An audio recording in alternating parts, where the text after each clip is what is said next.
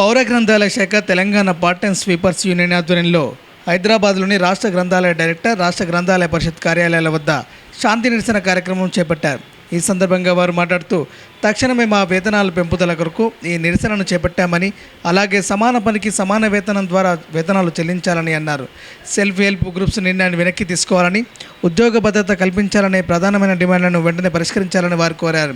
నిరసన కార్యక్రమం చేపట్టి అనంతరం రాష్ట్ర గ్రంథాలయ డైరెక్టర్ శ్రీహరి, రాష్ట్ర గ్రంథాలయ పరిషత్ చైర్మన్ డాక్టర్ రియాజ్లకు వినతి పత్రం అందజేశారు.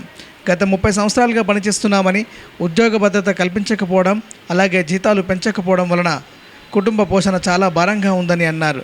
ప్రస్తుత జీతం 6,000 రూపాయలు దేనికి సరిపోవడం లేదని, ప్రస్తుత కాలంలో నిత్యావసర ధరలు, పిల్లల పోషణ, స్కూల్ ఫీజులు భారం అవుతుందని వాపోయారు. పేరుకే స్వీపర్లమే కానీ ఇప్పుడు ప్రతి గ్రంథాలయంలో మేమే ఫుల్ టైం స్వీపర్స్గా, అటెండర్గాను, రికార్డ్ అసిస్టెంట్గాను, అలాగే గ్రంథపాలకులుగా విధులు కూడా మేమే నిర్వహిస్తున్నామని తెలిపారు. రికార్డ్స్ రాయడం, బిల్స్ చేయడం వంటి పనులు కూడా చేస్తున్నామని, అయినా ప్రభుత్వం గుర్తించకపోవడం బాధగా ఉందని అన్నారు.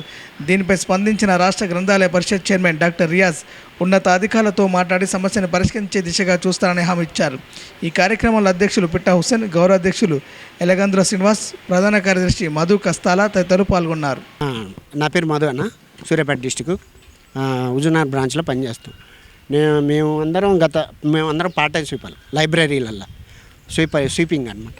అందరం 30 సంవత్సరాలు చేస్తున్నాం. ఫస్ట్ 150 నుంచి చేస్తున్నాం, అంటే 150 రూపాయల కానీ చేస్తున్నాం. 30 సంవత్సరాల నుంచి 150, 1250, 2080, 3100, ఇప్పుడు 6000 ఇస్తున్నారు. ఈ తక్కువ వేతనం సరిపోవట్లేదని మేము చైర్మన్ గారికి వీళ్ళకి లెటర్లు ఇవ్వడం కూడా జరుగుతుంది. ఎన్నిసార్లు వచ్చినా వచ్చి తిప్పిస్తుర్రు, పంపిస్తుర్రు. ఈసారే సారు కొద్దిగా సహకరించి మంచిగా ఆలోచించి 1 నెలలో చేస్తామా అని అన్నాడు. అయితే మా తిరుగుడు ఎంత ఉందంటన్నా, ఇది చూడండి, ఈ ప్రజావాణికి పోయినాం ఒక 2 టైమ్స్. ఇది ప్రజావాణి పోయిన లెటర్, ప్రజావాణిలో చెన్నారెడ్డి గారికి ఇచ్చింది ఈ లెటర్. ఇది పోయినాక నెక్స్ట్ ఇది డైరెక్టర్ గారికి కూడా ఇచ్చినాను, మా డిపార్ట్మెంట్ డైరెక్టర్ గారికి. మా తిరుగుడు ఎంత ఉంటుందా, చాలా కష్టపడి ఏమో తిరుగుతున్నాం. ఇది వాళ్ళకి ఇచ్చింది డైరెక్టర్ గారికి, చైర్మన్ గారికి. ఇదివరకు ఉన్న రియాజ్ మన సారు ఆయాచితం శ్రీధర్ సార్ ఉన్నప్పుడు తిరిగినాం. ఇంత చేసినా మాకు ఇప్పుడు నెలకు 6,000 ఇస్తారన్న. మా 6,000తో మా కుటుంబాలు వెళ్ళలేక చాలా ఇబ్బందులు పడుతున్నాం. ఒకళ్ళకి 40 ఇయర్స్ ఇది చూసిరు కన్నా, మా దాంట్లో ఈ భగవాన్ ఆయన పాపం 70 సంవత్సరాల దాకా వచ్చింది. ఇప్పుడు ఏం చేస్తాడన్న, బయటికి పోయి ఏం సంపాదిస్తాడని. అందుకనే సార్ నుంచి రిక్వెస్ట్ చేసినాం, పెంచమని మేము బాధపడుతున్నాం. సార్ ఇప్పటికైనా ప్రభుత్వంతో దృష్టికి తీసుకుపోయి మా బాధలను అర్థం చేసుకొని, ఇప్పుడు మా దాంట్లో పార్ట్ టైం వర్కర్లు కూడా ఉన్నారన్న. వాళ్ళు చేసే వరకు మేము చేసే వరకు ఒకటే. వాళ్ళకి 15,600 ఇస్తారు, మాకు 6,000 ఇస్తారు. సేమ్ వర్క్ ఉన్నప్పుడు సేమ్ ఇవ్వాలి కన్నా మేము అదే అడుగుతున్నాం, 15,600 ఇవన్నీ అడుగుతున్నాం. వాళ్ళు ఇస్తాం అన్నారు. మా పెట్టుకుంటే ఇట్లా 2 రోజులు చేస్తారన్న. ఇప్పుడే చైర్మన్ గారు కొద్దిగా ఒక నెలలో చేస్తామన్నారు. హ్యాపీ అనిపించింది అన్న. నేను సూర్యాపేట డిస్టిక్లో పనిచేస్తా, నేరేడ్చర్ల బ్రాంచి మున్సిపాలిటీ. మేము ఇక్కడికి ఎన్నోసార్లు రావడం జరిగింది, చైర్మన్ సార్ దగ్గరికి, డైరెక్టర్ సార్ దగ్గరికి రావాల్సిన జరిగింది. మేము ముజీబ్ హుస్సేన్ సారు TNGO ప్రధాన కార్యదర్శికి కూడా వినతి పత్రాలు ఇవ్వడం జరిగింది. సారు పెంచుతామంటున్నారు, డైరెక్టర్ గారు పెంచుతామంటున్నారు, చైర్మన్ గారు కూడా పెంచుతామంటున్నారు. కానీ ఇప్పటికి 20 సార్లు 25 సార్లు రావడం జరిగింది. ఒక్కొక్కళ్ళు చిన్న జీతగాళ్ళు 6,000 రూపాయలు, ఒక్కొక్క దగ్గర 2,000 రూపాయలే వస్తున్నాయి, ఒక్కొక్క దగ్గర 5,000 రూపాయలే వస్తున్నాయి.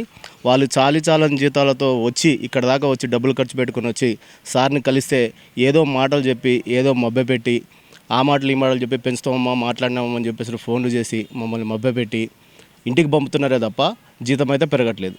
ఈ జీతం చాలని జీతంతో బతకాలంటే చాలా ఇబ్బందిగా ఉంది.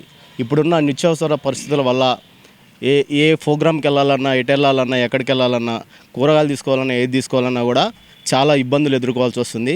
కనీసం సార్ దగ్గరకు వచ్చి చాలాసార్లు అడగడం జరిగింది, జీతం పెంచండి సార్, మాకు PTWలకు వచ్చే రెమ్యునరేషన్ ఇవ్వండి, వాళ్ళు అదే వర్క్ చేస్తున్నారు, మేము అదే వర్క్ చేస్తున్నాం, వాళ్ళకు మాకు వ్యత్యాసం లేకుండా ఒకటే జీతం ఇచ్చేస్తే మా జీవితాలు కూడా బాగుపడతాయి అని చెప్పేసి చాలాసార్లు అడగడం జరిగింది.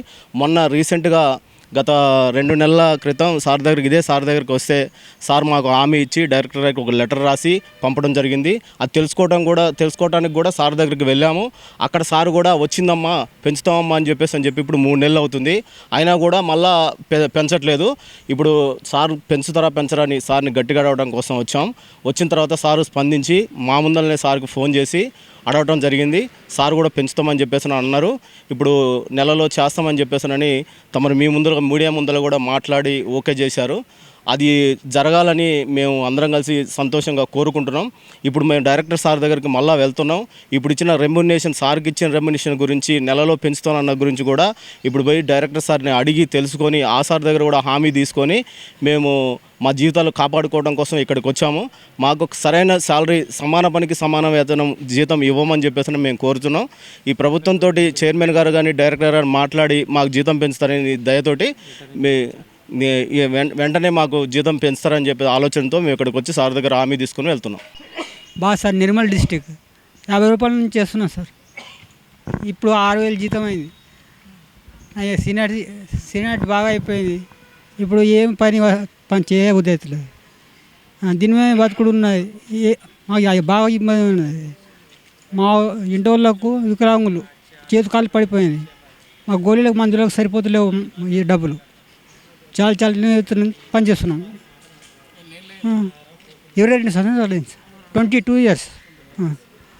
ఇంటర్ 50 రూపాయలు సార్. ఇప్పుడు 6,000. చేస్తా అంటున్నారు సార్. చేస్తానంటే నవంబర్ నుంచి చేస్తానే అంటున్నారు సార్. జిల్లా ఆత్మకూరు మండల్ సీపర్ను మేము 1000 రూపాయల నుండి ఎక్కినాము. తర్వాత ఏమైంది, మన గత ప్రభుత్వంలో ఆయుష సీత సారు 5,500 చేసిండు. తర్వాత ఇప్పుడు ఈ సార్ దగ్గరికి మన రేయా సార్ ఈ కాంగ్రెస్ ప్రభుత్వంలో మేము 2 సంవత్సరాల తిరుగుతున్నాం. ఇప్పుడు సారు మేము ఇప్పటికి 20 సార్లు వచ్చి తిరుగుతున్నాం. కాబట్టి ఇప్పుడు మాకు సార్ ఇప్పుడు హామీ ఇచ్చిండు పెంచుతామని. మాకు పెంచాలని మేము డైరెక్టర్ దగ్గరికి ఇప్పుడు పోతున్నాం. పోయి అక్కడ సార్ దగ్గర కూడా హామీ తీసుకుంటామని. ఓకే. మాది మంచిర్యాల జిల్లా. ఇంతకుముందు పూర్వం ఆదిలాబాద్ జిల్లా ప్రీవియస్, ఇప్పుడు మంచిర్యాల జిల్లా. మా జిల్లాలో దాదాపుగా 15 లైబ్రరీల వరకు ఉన్నాయి సార్. అందులో ఒక 5 మాత్రమే లైబ్రరీలు ఉన్నారు. మిగతావన్నీ కూడా మా పార్ట్ టైం స్వీపర్ ద్వారా నడుస్తున్నాయి. ఉదయం నుండి సాయంత్రం వరకు కూడా వాటిని నిర్వహించేది మేమే. గ్రంథాలయానికి లైబ్రరీని వచ్చేది వారానికి ఒక రోజే. మిగతా రోజులన్నీ కూడా మేమే చూసుకుంటాం లైబ్రరీని. ఉదయం నుండి సాయంత్రం వరకు అక్కడే ఉంటాం. కానీ ఇచ్చేది మాత్రం 6,000 రూపాయల వేతనం. ఈ 6,000 రూపాయల వేతనంతో మా కుటుంబాలు ఎలా బతకాలి అని ఇప్పటి వరకు చాలాసార్లు కూడా చైర్మన్ సార్ని కలిసి ఈ విషయం గురించి చాలాసార్లు వినతి పత్రం ఇచ్చినాం. చాలా రోజులు తిరుగుతున్నాం. అయినా కూడా మా పని కావట్లేదు. మాకు ఎలాంటి ప్రయోజనం కూడా చేకూరడం లేదు. కాబట్టి ఇప్పటికైనా సరే మా అధికారులు కానీ మా చైర్మన్ సార్ కానీ స్పందించి దయచేసి మాకు జీతాలు పెంచాలని కోరుతున్నాం. కనీసం మాకు పార్ట్ టైం వర్కర్కి ఇచ్చేంత, అంటే పీటీడబ్ల్యూకి ఇచ్చేంత వేతనమైన 15,600 అయినా ఇవ్వాలి. అదేవిధంగా ఇప్పుడు రీసెంట్గా ఏంటంటే మాకు ఇది సెల్ఫ్ హెల్ప్ గ్రూప్ డ్వాక్రా గ్రూప్ నుంచి లెటర్ తీసుకురండి అని చెప్పేసి మమ్మల్ని ఇబ్బంది పెడుతున్నారు సార్. నేను 2008 నుండి చేస్తున్నా సార్. 2008 నుండి చేస్తున్నా.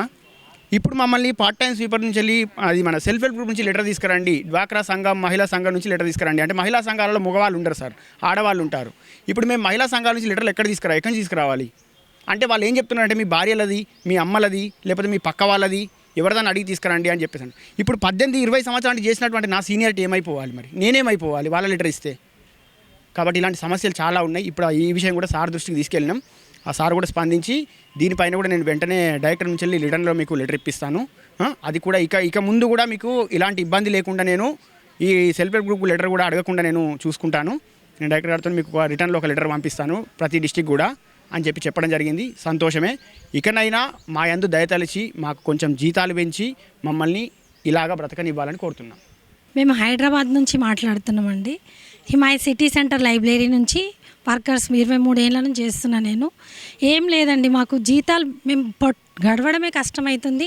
ఇప్పుడు వరకు సార్ దగ్గరకు వచ్చినాం, ఏం లేకుండే రెస్పాన్సిబుల్. ఇప్పుడు రెస్పాన్సిబుల్ వచ్చింది కాబట్టి డైరెక్టర్ సార్ దగ్గరికి వెళ్తున్నాము. మాకు ఏది ఆశిస్తలేం వీళ్ళతోటి. మాకు జీతాలు పెరిగితే చాలు, అంతే, అంతకు మించి మాకు ఏమొద్దు వీళ్ళతోటి. వీళ్ళని మేము గవర్నమెంట్ జాబ్ అడుగుతలేము, వాళ్ళని ఇంకా మాకు పర్మనెంట్ చేయమంటలేము, వాళ్ళది ఇంకా ఏదొద్దు, మాకు వచ్చే జీతాలే సరిగా ఇచ్చేసి మాకు పెంచితే చాలు, మేము చేసే కష్టానికి వాళ్ళ ఫలితం అన్నది మాకు ఇవ్వాలి. ఇన్ని ఏళ్ళ నుంచి మా జీవితాలే వీటికి గడిపేసినాం. మా తాతలు ముత్తాతల నుంచి చేసిన మాకు తెలియక మేము అప్పుడు రాయించుకోలేదు, ఇప్పుడు తెలిసినాక మా జీవితమే అయిపోయింది. వచ్చే జీతం అయినా కానీ కరెక్ట్గా మాకు పెంచి ఇస్తే చాలు, అంతే. ఒకప్పటి గ్రంథాలయ ఉద్యమ ఫలితంగా ఏర్పడిన రాష్ట్రం హైదరాబాద్ లెగసీలో భాగంగా సుదీర్ఘకాలం గ్రంథాలయాల్లో నియామకాలు జరగకపోవడం వల్ల ఎక్కడ కూడా సేవలు నిలిపివేయకుండా రకరకాల రూపాల్లో ఉద్యోగులను తీసుకునే వ్యవస్థ నడుస్తుంది. దీనిలో కొంతమంది పార్ట్ టైంకి సంబంధించిన ఉద్యోగులు ఉన్నారు, కొంతమంది కాంట్రాక్ట్ ఉద్యోగులు ఉన్నారు, కొంతమంది డైలీ వేస్ మీద పనిచేసే వాళ్ళు ఉన్నారు. వాళ్ళ నియామకము అట్లాగే వాళ్ళ పనితీరు, దాంతోపాటుగా ప్రభుత్వం వైపు నుంచి లీగల్గా ఎట్లాంటి ఇబ్బందులు లేకుండా వాళ్ళకి ఏం సహాయం చేయాలి దాని మీద మేము కొంత స్టడీ చేశాం. ఇప్పుడు ఇక్కడ మన చుట్టూ ఉన్న వాళ్ళందరూ కూడా పార్ట్ టైం స్వీపర్స్, దీంతోపాటుగా పార్ట్ టైం వర్కర్స్ అనే యూనియన్ ఒకటి ఉంది, కాంట్రాక్ట్కి సంబంధించిన వాళ్ళు ఉన్నారు. వీళ్ళ విషయానికి వస్తే ఏంటంటే ఒకటి మొట్టమొదటిసారి వాళ్ళు కోరుకునేది ఏంటంటే మాకు ఉద్యోగ భద్రత కావాలన్నారు. అంటే వీళ్ళకు ఎట్లాంటి ఇంటర్వ్యూ లేకుండా వారసత్వం ప్రకారము లేదా అందుబాటులో ఉన్న వాళ్ళని తీసుకోవడంతో వాళ్ళు కంటిన్యూ చేస్తున్నారు. వాళ్ళకి ఇప్పుడే నేను డైరెక్టర్ గారితో మాట్లాడి తీసుకున్న నిర్ణయం ఏంటంటే వీళ్ళకు సంబంధించిన విషయాల్లో వాళ్ళు చేస్తున్న ఉద్యోగాలలో ఎక్కడ కూడా ఆటంకం లేకుండా కంటిన్యూ చేయించే ప్రయత్నం చేస్తాం. నెంబర్ 1. ఎక్కడన్నా వాళ్ళకు పై అధికారుల నుంచి వేధింపులు జరిగితే నా నెంబరే వాళ్ళకి ఇచ్చాను, స్వయంగా ఇచ్చి ఏమన్నా నా దృష్టి తీసుకురమని చెప్పాను. 3వ అంశం ఏదైతుందో ఈ గ్రంథాలయాలు ప్రధానంగా స్థానిక సంస్థలకు సంబంధించినవి. కొన్ని జిల్లాల్లో ఎక్కడైతే సెస్ వసూలు ఎక్కువ ఉందో అక్కడ నిధులు ఎక్కువ ఉన్నాయి, కొన్ని జిల్లాల్లో ఎక్కడైతే సెస్ వసూలు తక్కువ ఉందో అక్కడ నిధులు తక్కువ ఉన్నాయి. కాబట్టి యూనిఫామ్గా అంటే అందరికీ ఉపయోగపడేలాగా ఇప్పుడు వీళ్ళకి ఏదైతే వేతనాలు చెల్లిస్తున్నారో దానికన్నా అందరికీ యూనిఫామ్గా ఒకే రకంగా ఉండే విధంగా ఎక్సైజ్ స్టార్ట్ చేయమని చెప్పేసి డైరెక్టర్ గారికి నేను ఇప్పుడే చెప్పాను, ఆదేశించాను. అట్లాగే వాళ్ళు ఎక్కడెక్కడైతే వాళ్ళకి ఇబ్బందులు ఎదురుతున్నారో ఆ అధికారులతో కూడా నేను స్వయంగా ఫోన్లో మాట్లాడి ఇట్లాంటి ఇబ్బందుల నుంచి వీళ్ళను దూరం పెట్టాలని. ఎందుకంటే వాళ్ళు చాలా పేద కుటుంబాల నుంచి వచ్చిన వాళ్ళు, ఒకవైపు బతుకు భద్రతతో ఉన్నప్పుడు ఆరోగ్య సమస్యలు ఉంటూ ఉంటాయి, మానసికంగా వాళ్ళు ఉల్లాసంగా ఉంటే పనిచేస్తూ ఉంటారు. ఆరోగ్యం అంటే మానసిక శారీరక వికాసం, కాబట్టి ఆ దృష్టిలో పెట్టాం. ప్రభుత్వం వైపు నుంచి రాష్ట్ర గ్రంథాలయ సంస్థ నుంచి ఒక చైర్మన్గా డాక్టర్ రియాజ్గా మాకున్న పరిధిలో న్యాయం చేసే ప్రయత్నం చేస్తాం. బహుశా విత్ ఇన్ ది షార్ట్ పీరియడ్లోనే వాళ్ళకి మంచి వార్త వినే ప్రయత్నం చేస్తాం. అందరికీ ఉద్యోగాలు ఇవ్వడం సాధ్యం కాకుండా ఖాళీగా ఉన్న ఉద్యోగాలు మాత్రం భర్తీ చేయడం ప్రభుత్వ బాధ్యత తీసుకోవాలి. అంటే ఉద్యోగాల భర్తీ అనే దాన్ని ప్రభుత్వం వ్యయంగా చూడొద్దు, దాన్ని ప్రభుత్వ స్కీమ్స్ని ప్రజల్లోకి తీసుకుపోయే ఒక మార్గంగా చూడాలి. ఉద్యోగుల సంఖ్య బలంగా ఉన్నప్పుడు, ఉద్యోగుల వికాసానికి ప్రభుత్వాలు కృషి చేసినప్పుడు ప్రభుత్వ పథకాలు, ప్రభుత్వ ఫలాలు కూడా అందరికీ చేరే అవకాశం ఉంటుంది. కొన్ని గ్రంథాలయాల్లో కూడా దాదాపు 25 ఏళ్ళ నుంచి 30 ఏళ్ళ నుంచి నియామకాలు లేవు, సెక్రటరీలు లేరు. కొంతమంది వచ్చిన వాళ్ళు కూడా కంపెన్సేషన్ గ్రౌండ్ మీద నాన్న చనిపోతున్నావు, తల్లి చనిపోతున్నావు వచ్చిన వాళ్ళే. కాబట్టి దాని మీద కూడా నేను క్లియరెన్స్ కోసం ప్రయత్నం చేస్తున్నాను. అంటే కింద పార్ట్ టైం స్వీపర్ దగ్గర వీళ్ళకో మనము రెగ్యులర్గా ఉద్యోగాలు ఇవ్వడం సాధ్యం కాదు, కాబట్టి వాళ్ళ వేతనాలు పెంచే ప్రయత్నం. ఎక్కడెక్కడైతే రెగ్యులర్గా ఉద్యోగాలు ఇవ్వడానికో వాటి ప్రభుత్వ అనుమతి తీసుకొని, ఆర్థిక శాఖ అనుమతి తీసుకొని ఆ ఉద్యోగాల కల్పనలో మేము తీసుకుపోతున్నాం. సాధక బాధకాలు నేను అర్థం చేసుకున్నామని ఇక్కడ మేము లెఫ్ట్ ఉద్యమాల నుంచి బయటకు వచ్చి కాంగ్రెస్ పార్టీ అధికారులను తీసుకురావడంలో వీళ్ళందరి యొక్క కృషి ఫలితంగానే ఈరోజు మేము ప్రభుత్వంలో ఉన్నాం. వాళ్ళ యొక్క బాధ్యతను ప్రభుత్వ బాధ్యతగా మేము స్వీకరిస్తున్నాం. గౌరవ ముఖ్యమంత్రి రేవంత్ రెడ్డి గారి నేతృత్వంలో ప్రజలతో సమ్మిళితమై మాట్లాడుతున్నాం. వాళ్ళని అడగండి, ఈ దశాబ్ద కాలంలో వాళ్ళని కనీసం ఛాంబర్లోకి పిలిచి మాట్లాడిన సందర్భాలు కూడా లేవు గత 10 సంవత్సరాల్లో. నేను వాళ్ళని గౌరవంగా మాట్లాడినాను. మాకున్న పరిధి మేరకు తప్పనిసరిగా న్యాయం చేస్తాం.